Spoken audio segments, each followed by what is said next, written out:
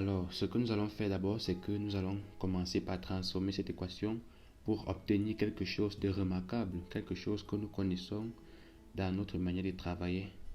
Donc, nous allons d'abord transformer l'équation.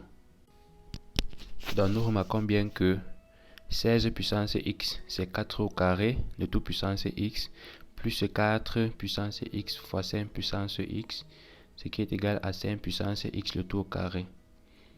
Ou alors 5 au carré puissance x.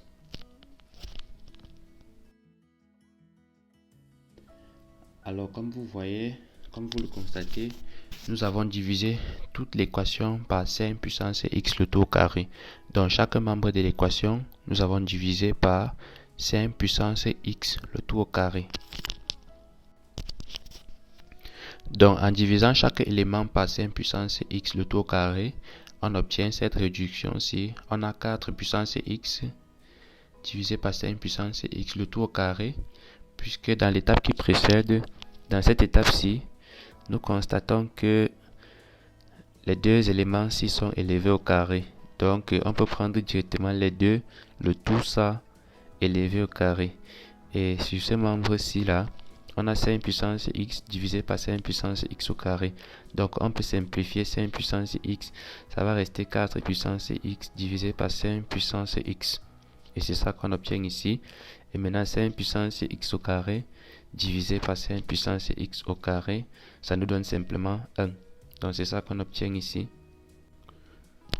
Donc en arrangeant normalement, nous avons 4 sur 5 puissance x le tout au carré plus 4 sur 5 le tout puissance x moins 1 égale à 0.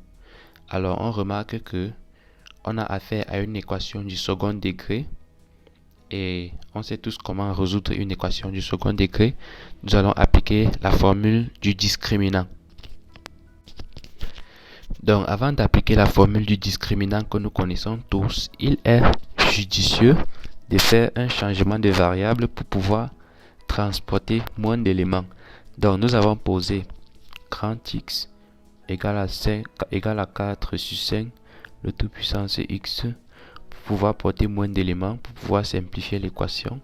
Ceci revient à dire que petit x donne ln de x sur ln de 4 sur 5. Donc en appliquant les propriétés des fonctions logarithme, on a x égale à ln de x sur ln de 4 sur 5. Donc, ce que nous faisons maintenant, appliquons le discriminant pour pouvoir résoudre l'équation en fonction de grand X. Donc, en faisant un changement de variable, en posant grand X égale à 4 cinquièmes de 4 cinquièmes le tout puissance petit x, on obtient simplement cette équation grand X au carré plus petit x moins 1 égale à 0. Donc, cette équation-ci. Donc, en appliquant la formule du discriminant, nous avons delta égale à b carré. Donc, ici, nous avons b qui est 1 et c qui est moins 1.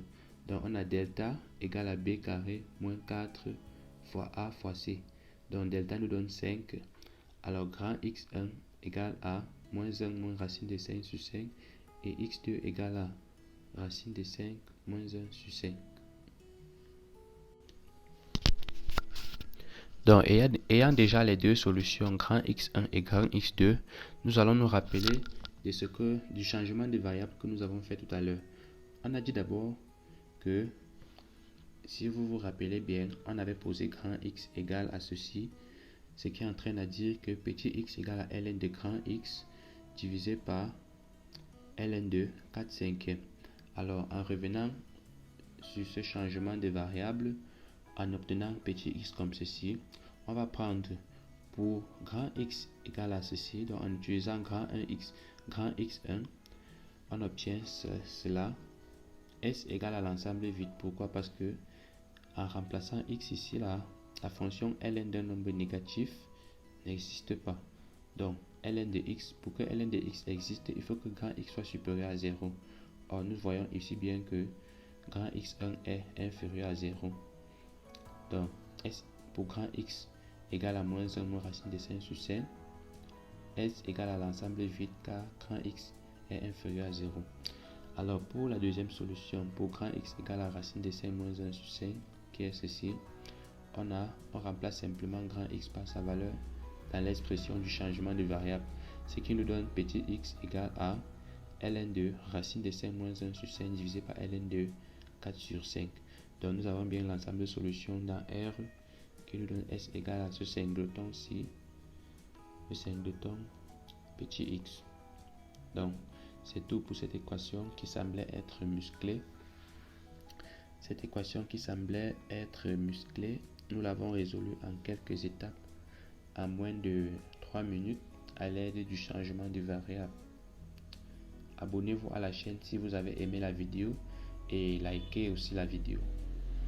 Et aussi beaucoup de partage pour pouvoir montrer aussi aux autres comment résoudre ce genre d'équation avec le changement de variable. Et surtout, rendez-vous à la prochaine vidéo.